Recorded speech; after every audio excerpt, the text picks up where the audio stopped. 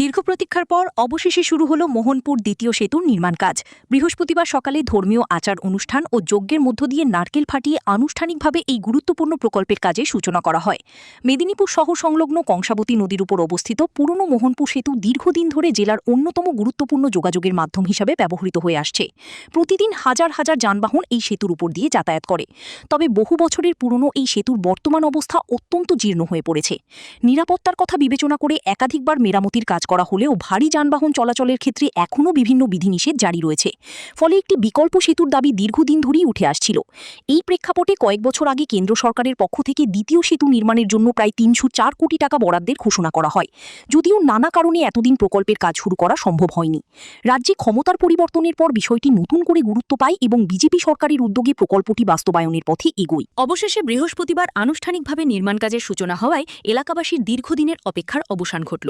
এদিন উপস্থিত ছিলেন পশ্চিম মেদিনীপুরের জেলা শাসক বিজিন কৃষ্ণ, বিধায়ক শঙ্কর গুছাইত সহ প্রশাসনের একাধিক আধিকারিক। তাদের উপস্থিতিতে শুভ সূচনার মধ্য দিয়ে শুরু হয় মোহনপুর দ্বিতীয় সেতু নির্মাণ কাজ।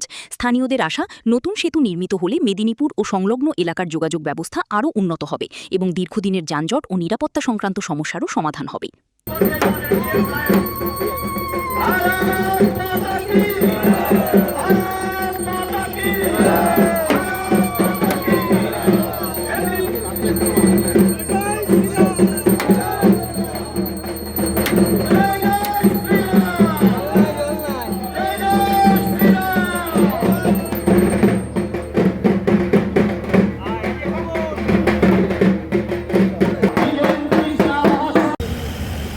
সরকারি পয়সা সেন্ট্রাল গভর্নমেন্টের নীতিন গডকরিজি নিজে টুইট করে জানিয়েছিলেন যে ৩০৪ কোটি টাকা আমরা স্যাংশন করলাম। তারপরেও দীর্ঘ টাল বাহানা করে সাধারণ মানুষকে খুব সমস্যায় ফেলেছিল বিগত সরকার, তা আমরা জানি। সেই জন্য দুর্বল ব্রিজ যে কোনো মুহূর্তে ভেঙে যেতে পারে, প্রাণহানিরও সংশয় আছে। তাই আমরা অতি সত্বর যারা যারা কম্পেনসেশন পাওয়ার যোগ্য তাদের অ্যাকাউন্টে সেই ব্যবস্থা পৌঁছে গেছে। আরও লোকালি বাজার কমিটি, বাজারের সভাপতি, সম্পাদক, আমাদের লোকাল যারা আছেন এখানে, তারা আমাকে অ্যাপিল করেছিলেন আরও দু একটা কেস, সেগুলো হয়ে গেছে। আর একটা চিঠি এসছে, সেটা আমি মাননীয় ডিএমসির সঙ্গে কথা বলে সেটাও আমরা আস্তে আস্তে করে দেবো। পিডব্লিউডি ইনস্টিটিউশনের পক্ষ থেকে আজকে কাজটা শুভারম্ভ হচ্ছে। ওই প্রোগ্রামে আমরাও সবাই আজকে আছি এখানে। খুব অনেক গুরুত্বপূর্ণ ব্রিজ আমাদের জেলার জন্য। আশা করছি এটা ভালো হবে আর দ্রুত গতিতে কাজ শেষ হবে, এটাই আশা।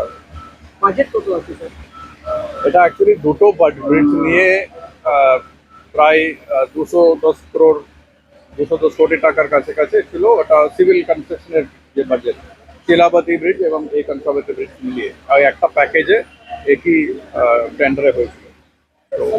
সময় কেমন ধরা হয়েছে নির্মাণে? হ্যাঁ, টাইম কেমন ধরা হয়েছে? টাইম প্রায় 2 বছর লাগবে, এস্টিমেট 1.5 থেকে 2 বছর লাগবে। বাকি ডিপেন্ডিং আপন যেহেতু মানে নদী আছে, তো বর্ষা এবং জলের লেভেল এগুলোর উপরে ডিপেন্ড করবে, কিন্তু এক্সপেক্টেড 1.5 থেকে 2 বছরের মধ্যে শেষ হয়ে যাবে।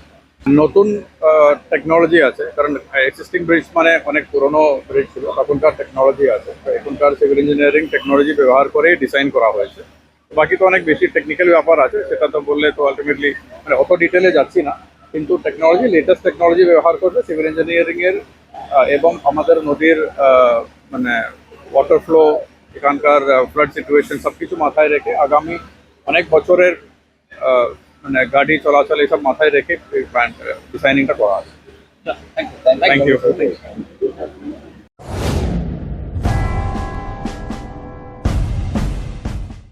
AG traders, proprietor Tuhin Giri, Berger ও বিড়লা ওপাসের অথরাইজড ডিলার। এখানে বার্জার ও বিড়লা ওপাস কোম্পানির সমস্ত রং, প্রাইমার, পুট্টি সহ রং করার সমস্ত সামগ্রী সুলভ মূল্যে পেয়ে যাবেন। ঠিকানা পালসন্ডপুর, দাঁতন, পশ্চিম মেদিনীপুর। ঠকে যাবার ভয় নেই, তাই তো হাজার হাজার ক্রেতার পছন্দ এজি ট্রেডার্স। আমাদের এখানে 50,000 টাকার কেনাকাটায় পেয়ে যাবেন আকর্ষণীয় গিফট, পেয়ে যাবেন একটি মিক্সার গ্রাইন্ডার। 1 লাখ টাকার কেনাকাটায় পেয়ে যাবেন ফ্যান বা স্মার্ট ওয়াচ। 5 লাখ টাকার কেনাকাটায় পেয়ে যাবেন ফ্রিজ। এই অফার চলছে, তাড়াতাড়ি করুন। বিশদে জানতে স্ক্রিনে দেওয়া নাম্বারে যোগাযোগ করুন।